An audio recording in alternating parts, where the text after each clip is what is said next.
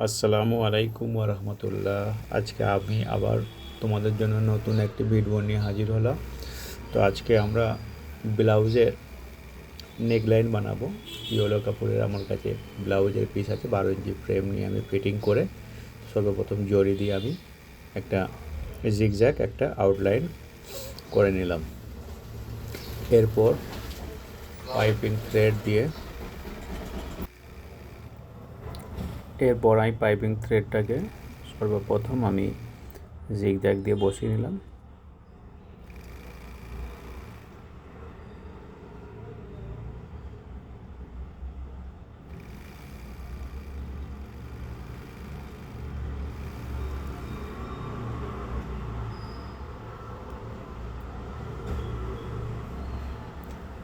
এখন আমি এই পাইপিং থ্রেডের উপরেই খুব সুন্দর করে লোডিং করে দেবো, বেশ দেখতে হার্ড এবং উঁচু টাইপের লাগবে।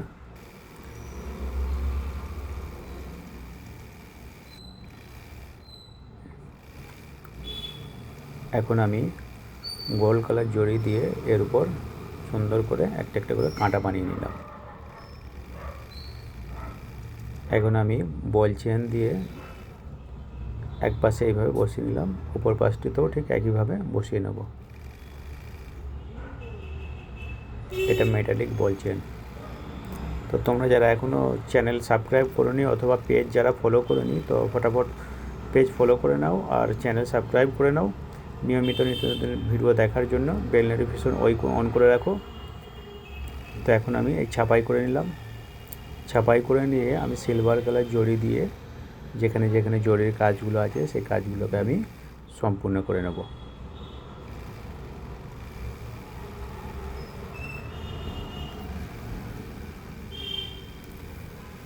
তো এইভাবে তোমরা যদি খুব নিখুঁতভাবে যদি কাজ শিখতে চাও, তাহলে ভিডিওটা স্কিপ না করে খুব ধৈর্য ধরে তোমাদেরকে এই কাজ সম্পর্কে সর্বপ্রথম দেখে আইডিয়া করতে হবে যে কাজটা আসলে হয় কিভাবে, ফ্রেম ধরার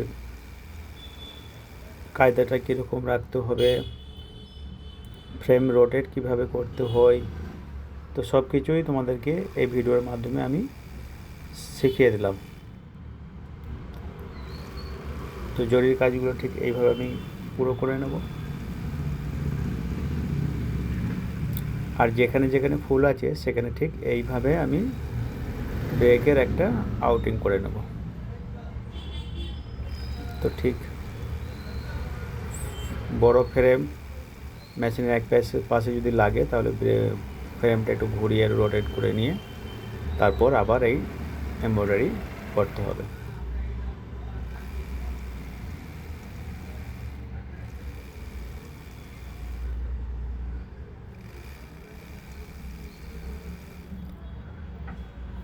এখানে আমি সিলভার জরি ইউজ করেছি, বল চেন নিয়েছি, পাইপিং থ্রেড নিয়েছি, আর হচ্ছে যে গিয়ে পিঙ্ক কালার থ্রেড নিয়েছি।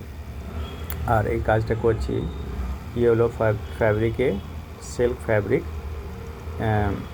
ব্লাউজের পিস, এটা ফ্রন্ট সাইড।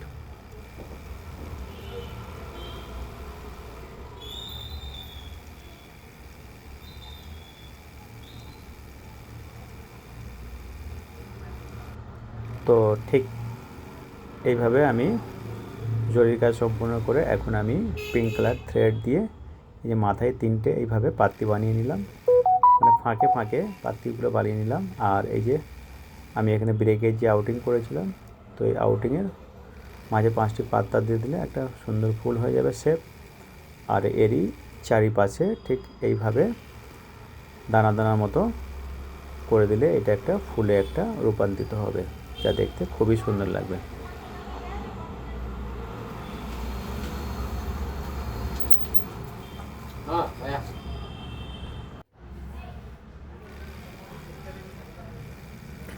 তো ঠিক একই প্রসেসে এইভাবে পিঙ্ক কালার থ্রেড ঠিক এমব্রয়ডিং আমরা কাজ সেরে নেব।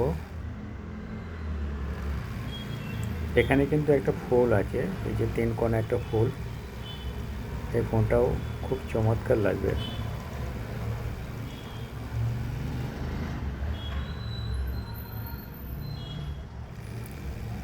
তো একটু স্কিপ করে দিয়েছিলাম বন্ধুরা, কারণ সব একই রকম লাগছিল ফুলগুলো, তো যার কারণে স্কিপ করে দিলাম।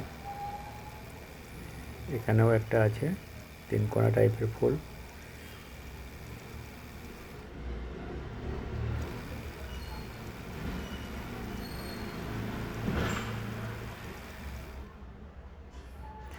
তো মোটামুটি কাজ আমার শেষ। তোমরা ধৈর্য সহকারে এতক্ষণ দেখার জন্য অনেক অনেক ধন্যবাদ। আর আগামীতে আবার নতুন কোনো ভিডিও নিয়ে হাজির হব। সবাই ভালো থাকবেন, সুস্থ থাকবেন, আমার জন্য বেশি বেশি দোয়া করবেন।